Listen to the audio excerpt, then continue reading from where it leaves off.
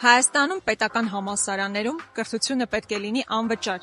Եվ սա ուղղակի պոպուլիզմ չէ, այլ պետության պատասխանատվություն, որ պետք է վերցնի այդ բեռը ֆինանսական և ուսանողին թողնի, որ միայն զբաղվի իր կրթություն ստանալով։ Ես ինքս սովորել եմ պետական համալսարանում և տեսել եմ իրավիճակներ, երբ ուսանողը չի կարողացել վճարել իր վարձը և ստիպված դուրս է մնացել կրթական պրոցեսից։ Սա անարդար է և այլևս թույլ չենք տալու որևէ ուսանող ֆինանսական խնդիրների պատճառով դուրս մնա համալսարանից։ Օրինակ, տարիներ առաջ միջազգային հարաբերություններ ֆակուլտետում ուսանողը վճարում էր 650,000 դրամ, այսօր արդեն վճարում է 950,000 դրամ։ Պատկերացրեք, 300,000-ով ավելացել է ուսման վճարը, արդյոք համարժեքորեն ավելացել է կրթության որակը։ Ցավոք սրտի ոչ, այդ իրավիճակը փոխելու ենք և պատահական չէ, որ եվրոպական բազմաթիվ երկրներում, մեր հարևան Վրաստանում կրթությունը արդեն անվճար է։ Սիրելի ուսանող, դու ստանալու ես անվճար կրթություն։